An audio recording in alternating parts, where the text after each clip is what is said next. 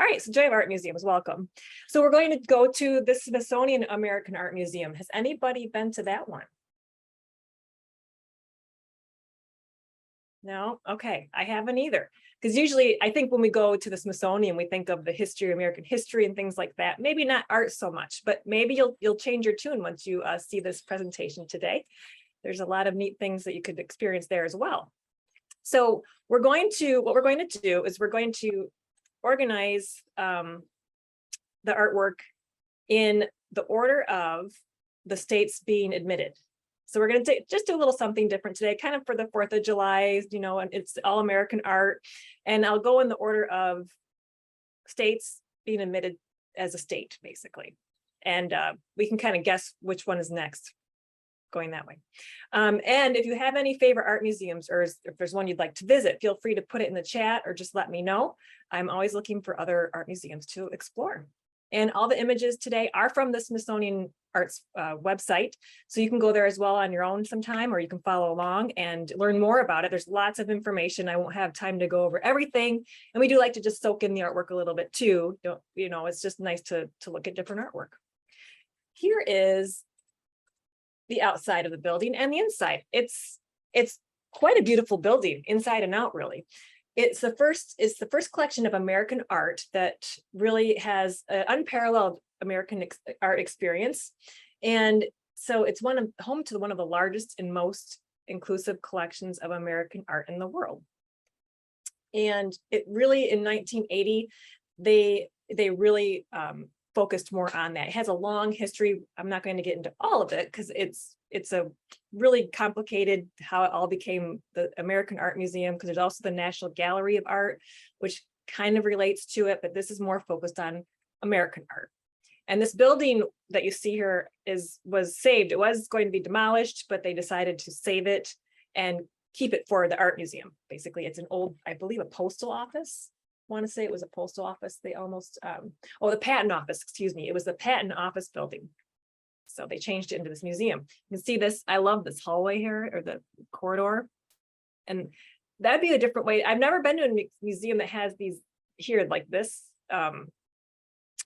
You're overlooking the rotunda or whatever, not rotunda, but you know what I mean. It's just a different setup. And then here's some other interior images. So I think just seeing the architecture itself would be quite an experience, really. Quite beautiful. Okay. So can anybody guess which state was the first state to be admitted to the United States? Or what was the first one that we started with? Anybody remember those, whatever grade we learned all this in? All right, I'll just move on. It is Delaware. That was our first state. And I do need to have a disclaimer. I did my best to, and the reason, I guess I didn't explain, these artists were born or had a big influence on their work here or died in these states. That's how I arranged which state with which artist. That might have been helpful as to how I even put these artists with this state. That's how I came about it. But the disclaimer is, when I looked on Wikipedia for other information, it didn't always match up to what the Smithsonian had. So I did my best to decipher, that it was the most accurate information I could find. So just, there you go. So this is Edward Redfield. A lot of these artists I am not familiar with, because American art, especially back then, wasn't as popular as European art, really. So there might be some artists today that are new to us. Edward was a landscape painter who lived in Pennsylvania, and he was the leader of a group of artists that included some other artists, Daniel Garber, if you're familiar with them, Walter Schofield, and Robert Spencer. But winter scenes were his forte. So you'll see a lot of his paintings feature a winter scene.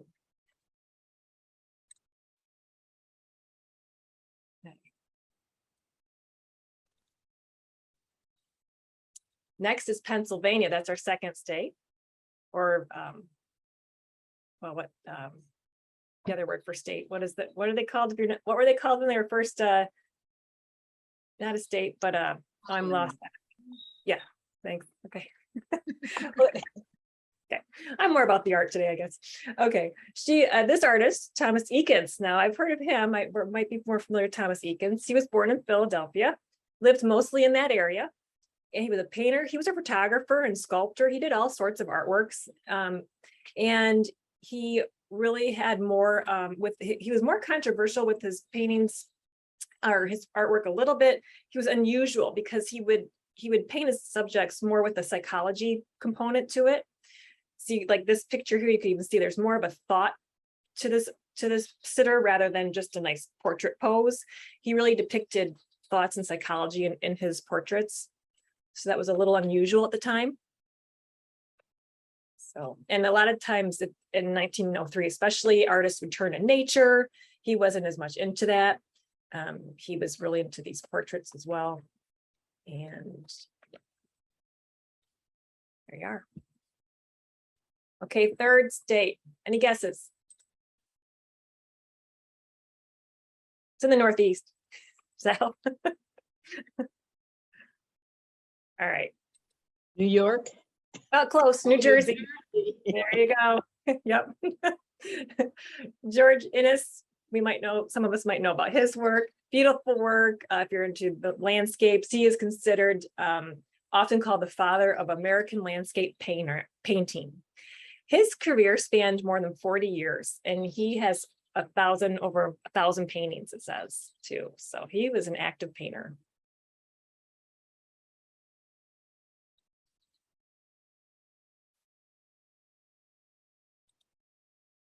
All right, now we go quite a bit south, actually, which if anybody's following along with the order of states, let me know if I got this wrong, because I double checked, but I was like, really, this is next? So Georgia's next. That was the next state. And Alma Thomas, is anybody familiar with her work? Yeah, I see some heads nodding. Yeah, she's really into these colors, and she does more of this, not patchwork, but just these dot kind of work to it with these beautiful bright colors. That's more her style. And she didn't have her artwork really come about fully till she was a lot older. She wasn't necessarily a lifelong artist, but lots of really beautiful work. She was in her 8th decade of life when she produced her most important works. So she was in her 80s. Wasn't this an article recently? Does it look familiar? Yes. Yes, that's right. Article is a very good, Nancy. Article is a website that I haven't done it today. It's like a Wordle, if you're familiar with Wordle, and you can go to, it's the National Gallery of Art. Every day they have a different artist you can guess. So go to nga. Must be gov. Got to think it through. If we have time with that, we can jump there. So, all right. All right. Next is Connecticut. We're jumping back up north. That's the next state we have here. Ralph Earl. That was a new artist for me. I hadn't heard much about him. He grew up in a family of farmers and craftsmen, and he refused to fight during the Revolutionary War. And his father suspected he was a British spy. So he disinherited him. And so he left. Ralph Earl left his wife and his kids and went to England. He fled to England. And then he came back with a new wife. And he started to, he established himself as a portraitist in New York. So didn't have a very good ending to his life, alcoholism, debt. But people liked his work so much, they helped him get out of debt and helped him settle in Connecticut. And he started doing portraits there.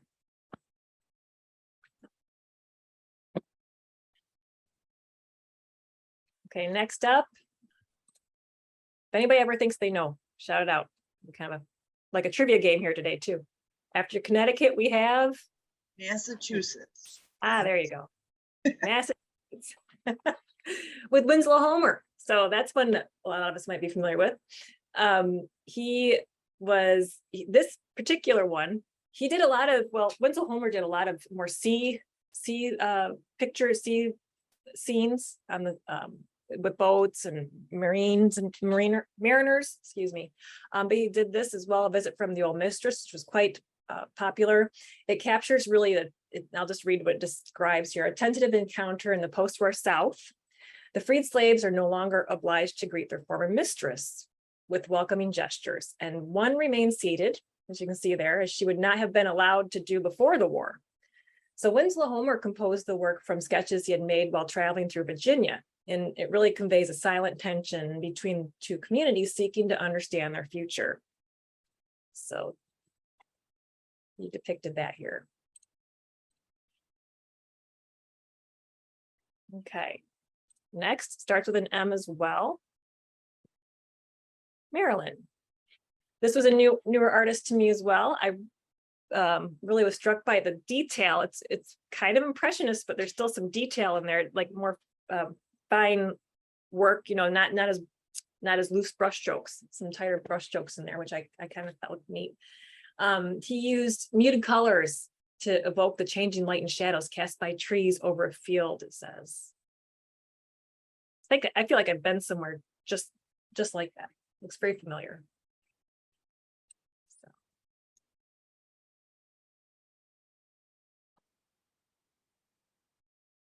Okay, after Maryland, we have a little bit more south, South Carolina. I thought this one was really interesting. Look at the detail and the colors. I mean, this blue here, really, really bright. And this brighter red, just the contrast in the colors that this artist did. And then the window, look at that window. And this is Edward Lamson Henry. Is anybody familiar with this artist? Edward Lamson Henry. No, I know it was kind of fun to discover all these new artists. So he, let's see. He used his carriages, this artist, Oriental rugs, costumes, porcelains, and various architectural relics as props in his paintings.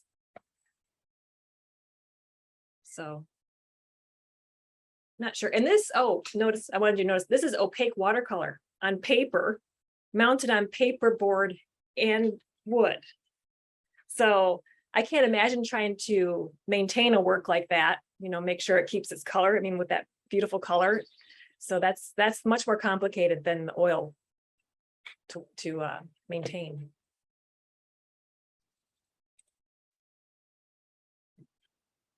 So how do they maintain it? Do they have to freshen the colors? You know, I don't know if they've that's more of what do they call it, refurbishing or that would be, other than that, it would be more like the type of glass that would need to be over it. You know, probably not on view, I'm guessing. I don't know. But otherwise, they do repaint over paintings to refresh them. Mm-hmm. But I don't can't know. believe that's watercolor. It's so detailed. That's what I was thinking. Yeah, I know it. Yep. And it says opaque watercolor. So I wonder if that's closer to the gouaches that we have now. I don't know how long gouaches have been around, but so yeah, pretty neat. All right, next we have New Hampshire. So this artist, Andrew Joseph Russell. And this, can you see the people here? Right there. I don't know if you can see that because they really blend in. That is the title of the photograph there. Sphinx of the Valley from the Great West, illustrated in a series of photographic views across the continent, taken along the line of the Union Pacific Railroad west from Omaha, Nebraska. So He are was- those people holding the stone up, or is the stone behind them? Oh, I hope you're not holding that up. I don't know. That would definitely be a hazard, a work hazard, occupational hazard.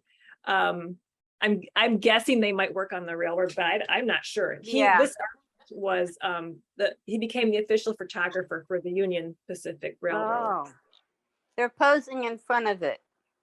Oh yeah, I think they're in front of it, maybe a little bit underneath though. I can't, perspective. Have to look up close to that one. I don't see a shadow. Well, I guess this one, that still doesn't matter for the shadow if you're underneath it. Anyway, pretty interesting. Next is Virginia, Elliot Dangerfield. So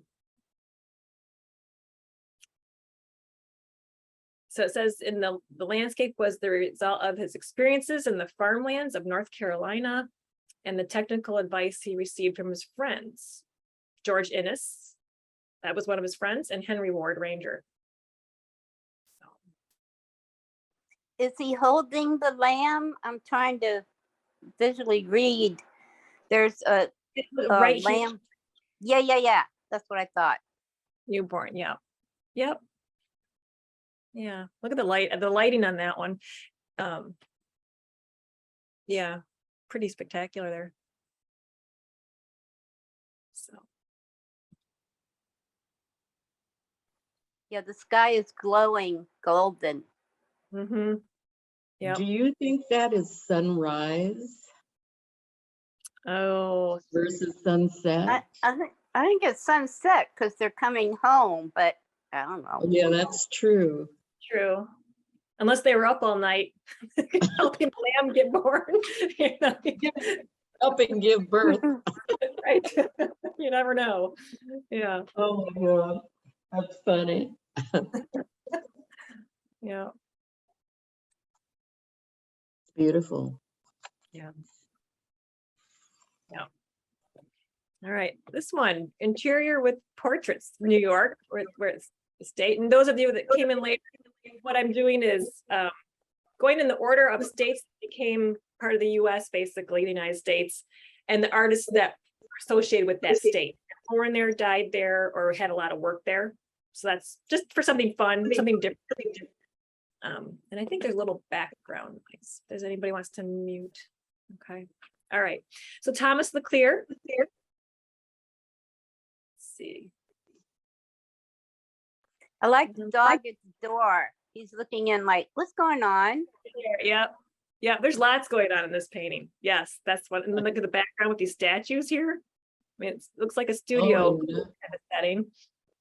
He's got another portrait there, and Yep. At the age of 12, this artist, he completed a painting of St. Matthew, and it was so admired by his neighbors that they were willing to pay him $2.50 for copies at the age of 12. it's probably big money then. Yeah, absolutely. But that detail, just you could look at this one for a very long time. You know, is this where the artist was sitting with the cane? You know, I don't know. Is that the artist? I don't know. I'm assuming that's the artist, but you know.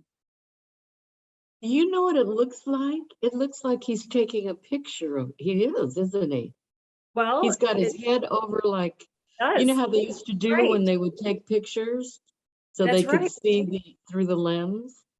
That's Because right. he's Yeah, got that fake landscape in the back. that's right. Yeah. So he's okay. So I guess he's a photographer, a painter, maybe a sculptor, like all these different things going on. Yes, that is, I didn't even notice that. Yeah, I think he's taking the picture. Interesting. Huh. All right.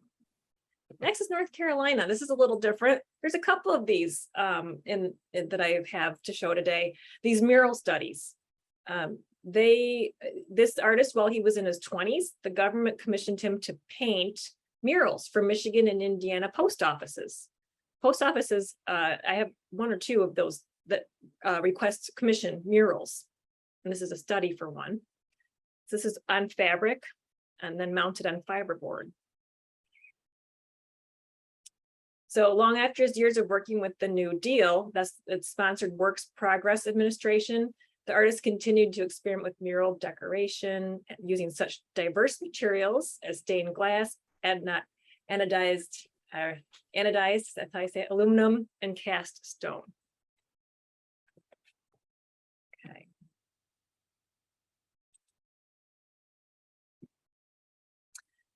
This artist, has anybody heard of George Hitchcock? I feel like there's so many artists out there. I've got lots to learn because some just, you know, each has their own taste, but this was one of those of like, wow, who is this? And why have I not seen this work before? But The Flight into Egypt is called. And this artist studied law at Harvard and practiced at the bar until age 29. Then he turned to art.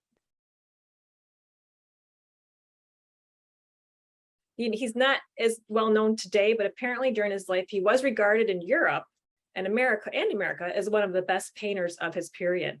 Isn't that something though? And I've never heard of him. I mean, I thought that was interesting.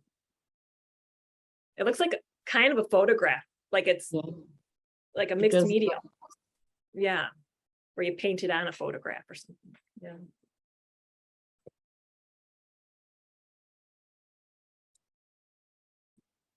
Now to Vermont. Now I have heard of this one. I did know about this one, The Model of the Greek Slave by Hiram Powers. That's a very well-known statue. This is plaster and metal pins. This artist was born in Woodstock, Vermont. So he was among the first American sculptors to establish an international reputation, actually. And he really came to fame with this statue, it's the Greek Slave. So you can look up this work of art and find lots of information on it. It was how he made this is interesting. He carefully sculpted the body, but did minimal work on the locket, the cross, and drapery, since it says it was more efficient to refer to the real examples of these objects when carving these elements in marble. So so what he did is he attached the real metal chains, which scraped into the plaster's figures right by. So that's how he decided, rather than try to do it individual, design of the chain, he just put it into the plaster to get the look.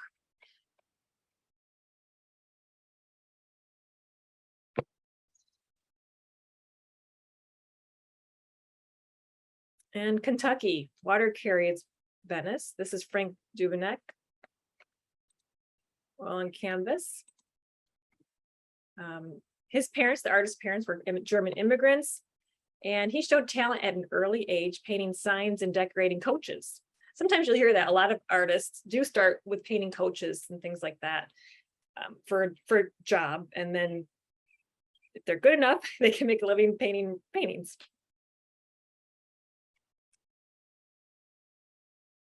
So this is recognizing the economic reality, of Italy in the late 19th century, when the newly self-governing nation was in the midst of a dramatic transformation to greater economic productivity. So this is in Venice, this painting.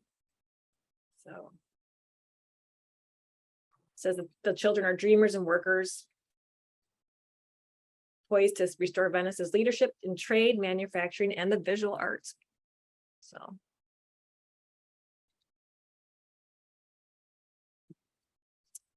Tennessee, both Buford Delaney, this artist, Campfire in the Park. There's anonymous men there you can see gathering near a source of heat, light, and camaraderie.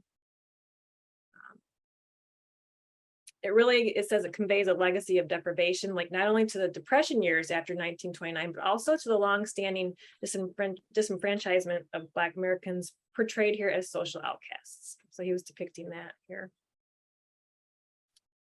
Oil on canvas.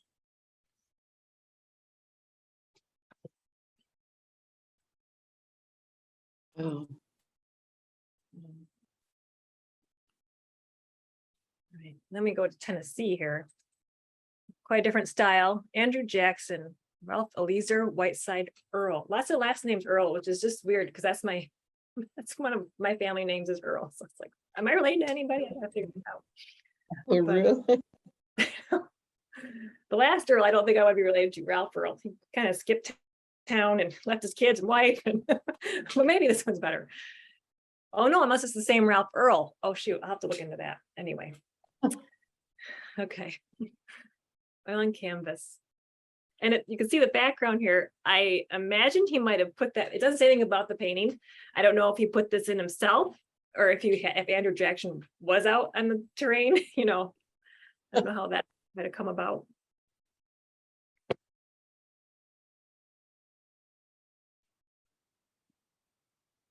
Next up, after Tennessee, we established Ohio.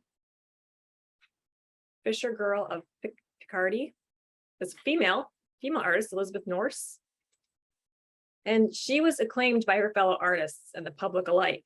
this artist, not only for her technical skill, but also for the unique personal vision she brought to her subject matter. So apparently these models, that she used were miserable. They had to stand forever like this, and it was quite taxing to pose for this painting. So I can imagine. This is pre-photography, Yeah. correct? It's a what photography? Before photography. Oh. So you can't work from a photograph like you can Right. now. Right. They did not have much access to that, right? Yeah.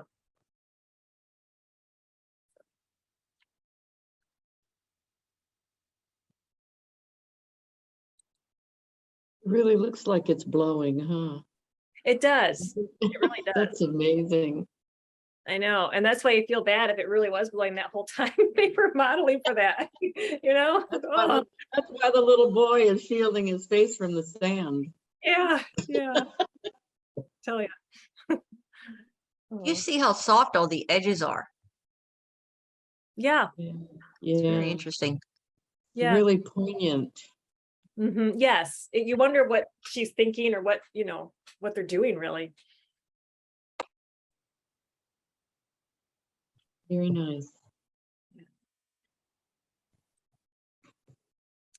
All right, Louisiana. This one, let's see. It's a couple paintings had this, or this is a hand-colored aquatint paper.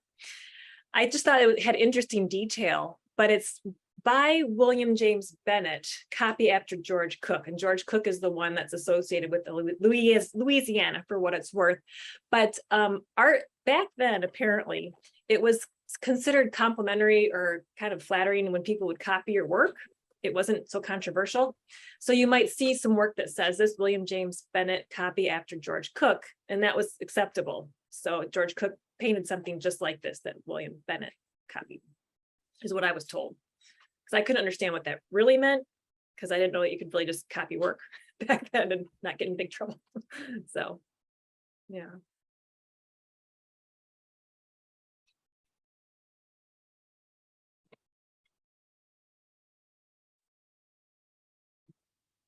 Next is Indiana, William Merritt Chase. That's a familiar name for many of us.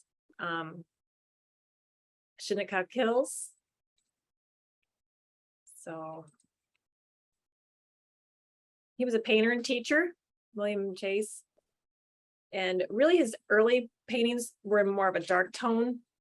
And his later paintings were more of scenes from here, the hills here, Long Island, and a lighter palette. So if you see lighter works of his, which I think we've seen his works in other areas, that's probably later.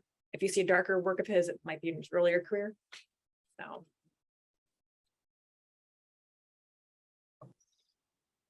Nice clouds. Yes, we always look at those clouds, don't we? I know. I was at a stop sign the other day, and the most beautiful cloud formation was right in front of me, and I picked up my phone and I took a picture Took of a it. picture. That's what I've Very been good. doing lately. I know. See everything now and snap Yep. it. Oh my gosh. Yes. Yep. I'm right there with you. So. And William Merritt Chase, it says he taught in the Art Students League, and he had students such as Edward Hopper, if you're familiar with him, Georgia O'Keeffe, and Rockwell Kent and Charles Sheeler. So he was a teacher too of some major artists. Wow. So. Mississippi, it looks similar to that other one I mentioned, that the Egypt, the painting we just saw, it looks similar to that to me. More of like almost a photograph that's painted on or something. But this is by Ruger Donahoe. I'm not sure how to pronounce his name there. And I don't think there was much information on this painting. Well, it does say something. He's more of a tonalist paper, like more muted kind of color tones. He's more into the tones of things.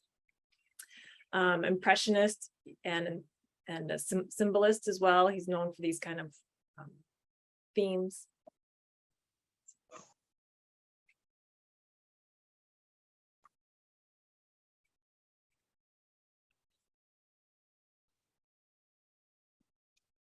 Next up is Illinois, the Three Trees.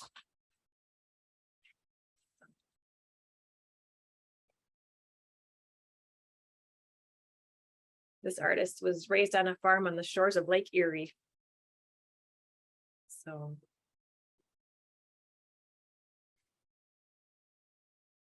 Those clouds look a little, well, I don't even dare say they look easier, right? There's no such thing as an easy cloud. It's almost all white on the sky, but there's still a lot of tone there, different differences.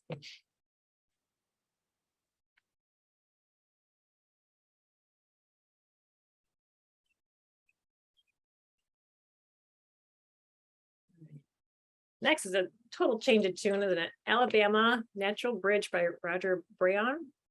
Sure. He studied the Art Institute of Chicago.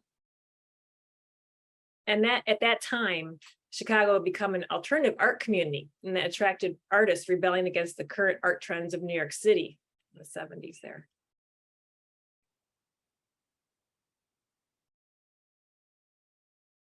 Oil and canvas. If any of you paint with oils, I'm curious how hard it is to get that smooth texture there. Very, very, very smooth. Because it almost looks like a graphic art print or something to me. To paint oils that way would, I don't know.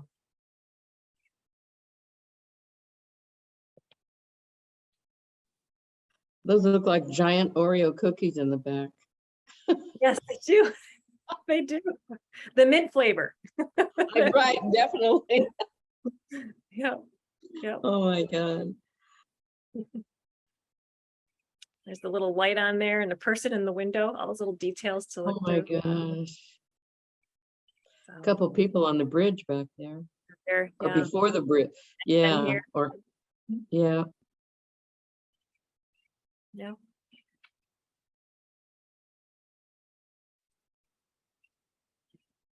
Interesting. And you know what? I didn't change the name on. I wonder if I can figure out. I actually have Alabama twice, don't I? Oh, I see. Yeah, that's okay. This is Alabama too. I couldn't decide which one to show because I thought the other one looked so different, and then this one is I just thought very interesting as well. So this is artist Frederick Arthur Bridgman, and this artist declared at the age of 5 that he decided to be an artist, and at 16 he left school to become a banknote engraver in New York. So, but then he got bored, so he traveled to Paris to study with the painter and sculptors there. So, and then in 1873, he journeyed to Northern Africa and sailed up the Nile, creating hundreds of sketches and collecting artifacts and costumes. So you can see an influence there. And he could do a lot of his paintings from memory, this kind of scene. So.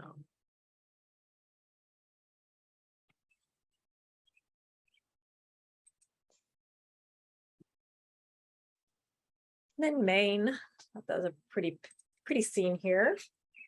Kate Clifton, female artist, Kate Clifton Osgood Holmes. She studied painting with William Merritt Chase at the Art Students League in New York as well.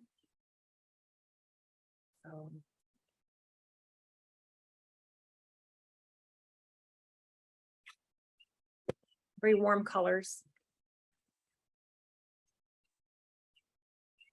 She was married to a prominent archaeologist, but she did make her name for herself in the Washington art world as a respected painter and teacher. That's much harder for women, as you can imagine, back in the day. So, but unfortunately, I had not known about this artist till now, but it's just another one of those missed artists all this time. The curtains, how they're draped, and then look at the bottom of her dress too. Just really. Yeah. Yep. I noticed that as well. Yeah.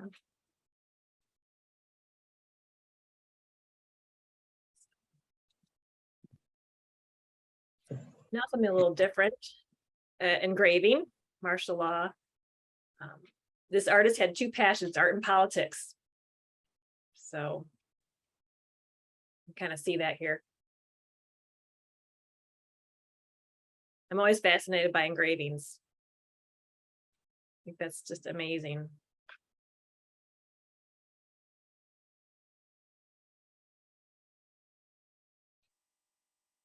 He actually he ran in politics. He did let's see, he became I believe he lost a race for candidacy for the state legislature, but then he ran again in 1848 and won. So he really was a politician and an artist.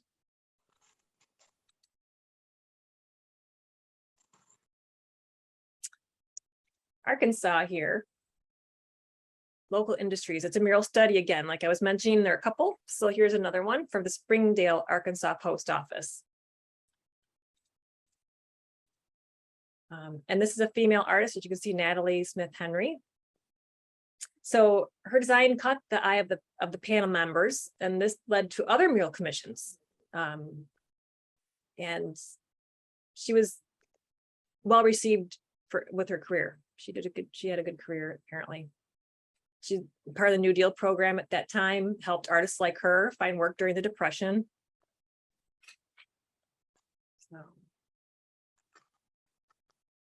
So a lot of these people being or depicted here are from her family. So the man holding a chicken is an image of her father, says, where's the man with the chicken? Right here. So that's depicting her father. And the two men talking over the strawberries right here are portraits of her brother and brother-in-law. So a little info. All right. And Michigan, my home state, the Lady in the Tiger, Frederick Stewart Church. This is a watercolor. I always like to point things out when it's not your usual oils. This is a watercolor. Almost has a pre-Raphaelite feel to me, more of that mystic, mythological. And this artist even was born in my town that I live in now, city, Grand Rapids. So apparently his dad was a important figure in politics, but I couldn't figure out who that was in Grand Rapids area, and a well-known lawyer. So. It's so funny back then. I mean, maybe this was a little bit more of the norm, but at age 13, he left school and took a job at the then newly established American Express Company in Chicago. So, and his parents thought he'd be having a business career. And then at 19, he served in the Civil War. And after his discharge, he returned to Chicago and decided to devote his life to art. All these life stories are so interesting too. All right, this one, I just thought the detail of this one was incredible. It doesn't really have a lot of information about it though. So as far as how he did this, but this is tempera on fiberboard, which is more of the egg substance that you paint with. And you might want to get this on your own computer where you can really see it up close even better, because the detail on this armor is just really something else. And I apologize, it kind of runs off the screen there, but that is everything. But that's the title of Nothing Else in the World, Not All the Armies is So Powerful as an Idea Whose Time Has Come. So, and you can see I'm assuming that's because he got hit there, maybe. And that was his time that came. I'm not really sure. And the crack in the back there, was he slammed against the surface and it created those cracks? I don't know. Amazing.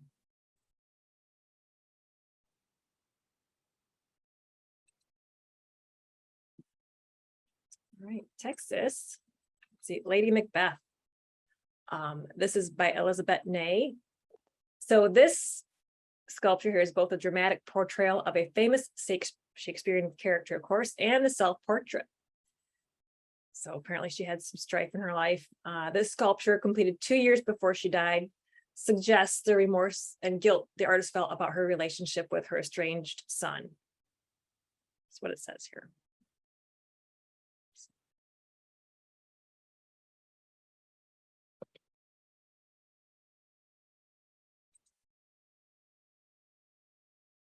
And Iowa. Is anybody familiar with Grant Wood? Yeah, I see a lot of yeses. Yep. What's the painting? Well, I guess it tells you there. Never mind. The American Gothic. There we American go. Gothic. Yes, yes. It's in good old Chicago. Gotta see it if you go there. And these are sketches for it. He was just kind of experimenting, I think, with maybe, where he was going to place it, how it was going to look. So these are just oil on paperboard, not the real, canvas or whatever the Gothic ended up on. So he was just doing some sketches for it. This is what they have. So he really did a lot of Midwest paintings, Iowa, his native Iowa, rural communities. So, and this is one side of the painting, the other. So this is a front and back. That's pretty good. I know, it's amazing how these are called sketches. I'm always like, what? That's, what do you mean sketch?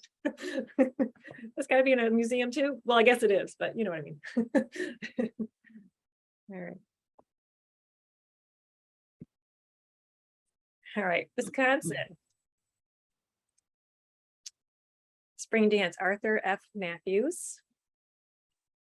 This artist says led a group of progressive Californians who believed that fine art and design served the public good. So after the San Francisco earthquake of 1906, he and his wife, also designer, led the effort to rebuild the city's fine public spaces.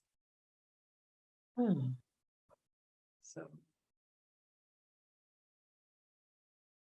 kind of interesting mix of styles to me in their influences.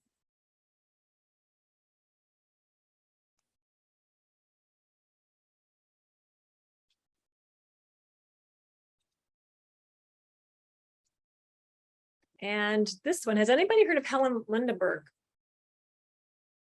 No. She's, and you're in California, right, Nikki? So she's actually No. pretty, you're not in California? Yes. Oh, yeah, but you haven't heard of her, right? Sorry. No, I haven't heard of her. I need to Yeah. look her up. Yeah.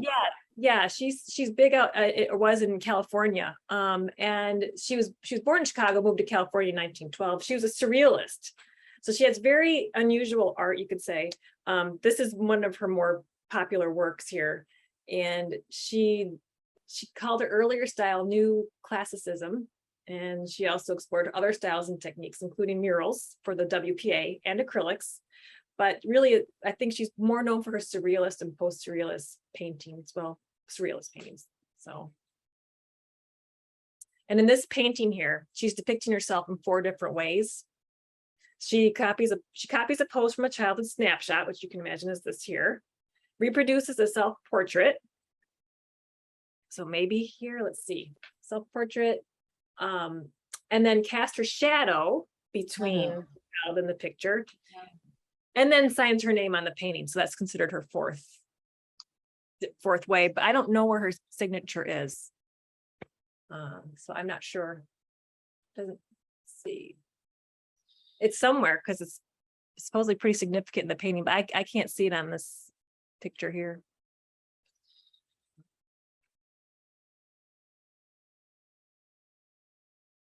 Symbolizing the stages of her life and so forth. What is the person doing up in the picture on the wall? Is she signing something? Is that a pen in her hand? Maybe that's her signing her signature. You think? Because that was supposed to be the 4th. Maybe that's her signature. Maybe that's because it's a flower, but Oh, maybe it's a flower. But it might also be, could yeah, be but a it, pen. with the still a pet. Yeah, I don't know. See. You have to find out where that is in California and go look at it for Okay, us. go look at it. Yeah. I'll let you know where the Okay. signature is. Yeah. Oh. All right, Minnesota. It's another photographer, Elliot Dangerfield. He was originally a studio photographer and really spent most of his career documenting in pictures the development of the Western territories. So, and he as well, he was commissioned in 1876 to make views along the route of the Northern Pacific Railroad. So they hired photographers quite a bit for these railroads. And he traveled through the West until 1905, working in a railroad car equipped as both gallery and darkroom. So imagine that.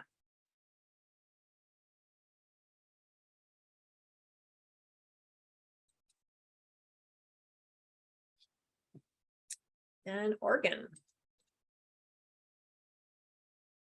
When we were in Seattle, I was told it's Oregon, not Oregon, because growing up in Michigan, we, at least for we always said Oregon. So it's Oregon, is what I'm told. So there we go.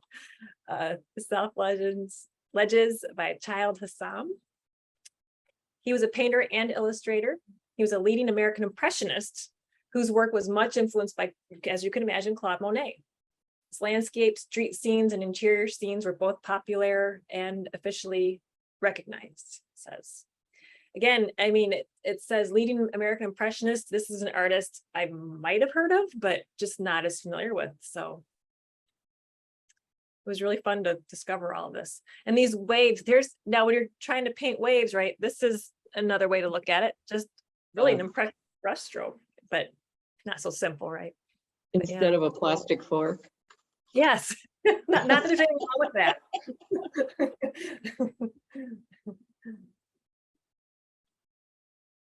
All right. Kansas is next up. Look at that. This artist, he might be a fun one to Google, W.H. Martin. A lot of his artwork is quite funny. The potato harvest. So he really did a comic phenomenon of tall tale postcards developed around the turn of the century. So they served as as a relief from the harsh realities of the Midwestern agricultural life. So, you know, they had grasshopper plagues, droughts, and floods, and just, you know, it was tough. So he had some that, let's see, the variety of tongue-in-cheek images was enormous. He had one that had fish so big that 3 men were needed to catch them, wheat fields so lush that a farmer could be lost in them forever, corn cobs so huge, I saw this one, so huge that only one would fit on a wagon, just stuff like that, just kind of fun. Oh my God. So. Okay, this West Virginian artist, painter of the American West and a writer, and he had a love of nature, and it was kindled during his youth in West Virginia. And he was a direct descendant of Pocahontas, and his interest in Native American life was sparked by his legacy. So sunset or sunrise? What do we think on that one? Isn't there a rule, like if it's a certain color, well, like, you know, pink sky at night, sailor's delight, pink sky in morning, sailor's warning. So maybe it's at night, maybe if it's a good day, that's west, right? That's sunset. Does that make sense?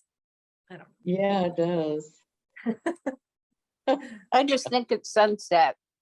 I know, it just End has of the that. day. It's fire, it's Yeah, very lit. Yeah, I'd vote for sunset on that one too. I agree. All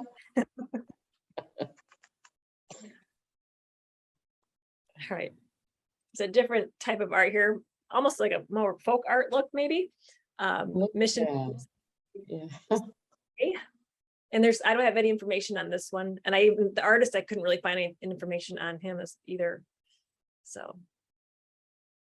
that looks like it's a mission. Yeah. The mission I was thinking of in San Francisco. I've only been to one mission, I guess. So that's why I'm thinking of that one in San Francisco.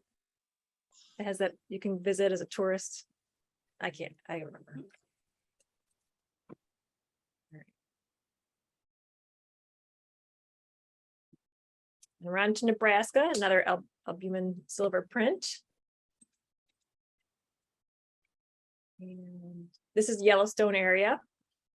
He made his first photographs of the Yellowstone area in 1871. These images were really popular. And actually his photographs played an important part in convincing Congress to pass the bill that established Yellowstone as the first national park. And you can see people here. I don't know who they are or what they're doing, but there you go. Enjoying the canyon, I guess.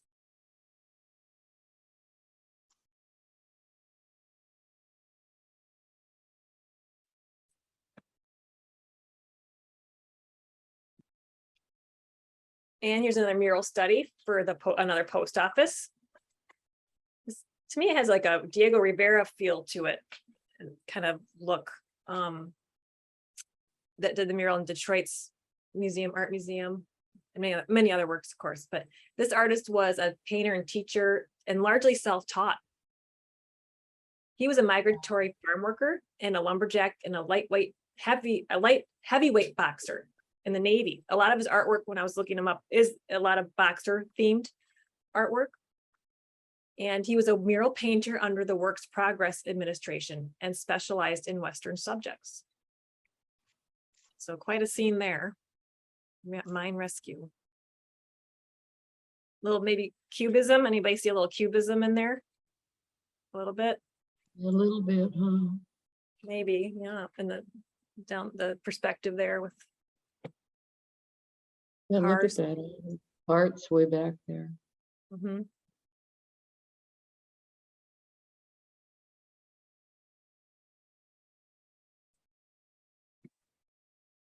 And North Oh. Dakota. Granite donkey. This artist spoke of sympathy he saw between the materials he worked with and the subjects that he carved, is what it says. He tried to find in each stone the suggestion of a form hidden within it. So in donkey, the stubbornness of the granite, one of the most difficult stones to carve, actually, it matches the personality of the animal. So kind of a thoughtful process to what he was doing there.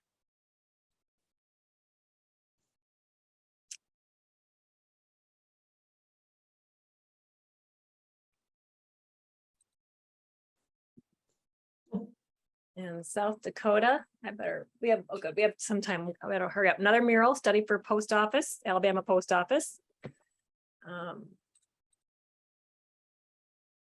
Gouache on paperboard. Cotton seam. Montana, listening to the east wind. This is he really had a reputation by applying abstract expressionist concepts to these ceramic objects.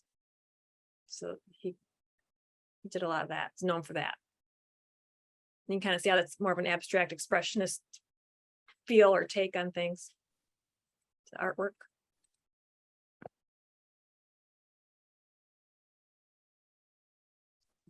And Washington, Chihuly. I think some of you are familiar with his glass work. He has the huge one in the Bellagio in Vegas. We have a whole class on Chihuly one time. I thought that one was quite striking. He was born in Tacoma, Washington.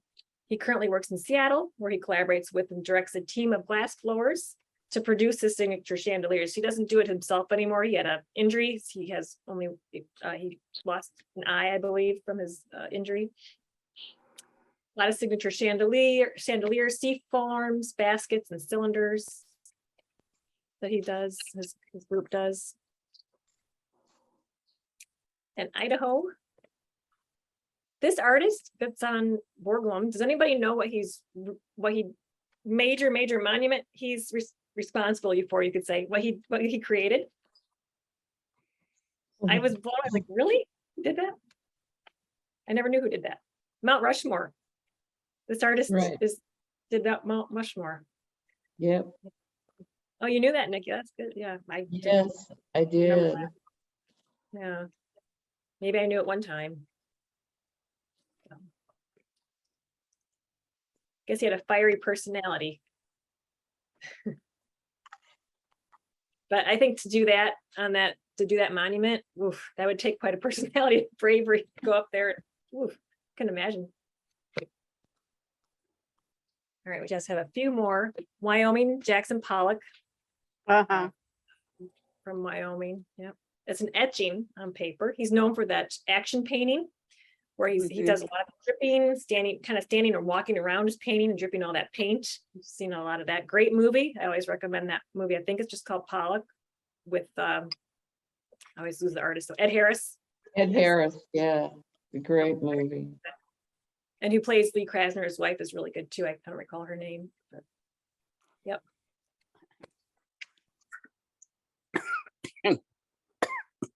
And from Utah, the Waters, this one.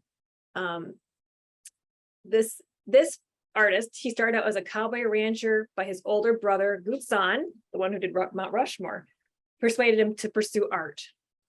So it runs in the family, apparently. This was displayed in a church courtyard, but it was kind of controversial. So I think they had to move it. Let's see. Well, actually, it doesn't say they did move it, but this was it created quite a stir. What is that on his arm? Is that a snake? I think it's called the water, so maybe it's something Oh, okay. unique related to that. Like Yeah, a tentacle, like an octopus arm, that's what it looks like to me. and then Yeah. a turd head. Yeah, That's interesting. yeah, yep.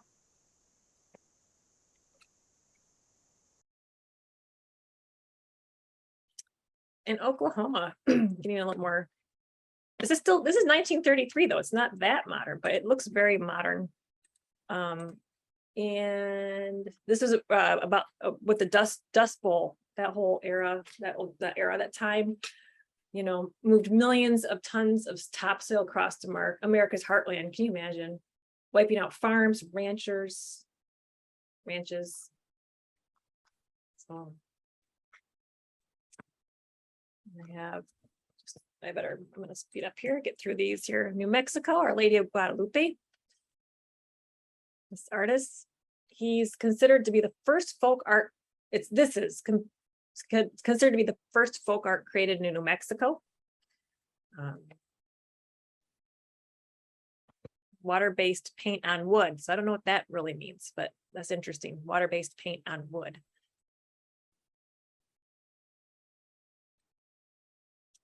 In Arizona, this artist, a view of the artist's home. Don't have a whole lot of information on this either, but that was kind of interesting. Different perspectives on things. Clouds, as we see, leaves, right? All these things in painting club that we love to try to do.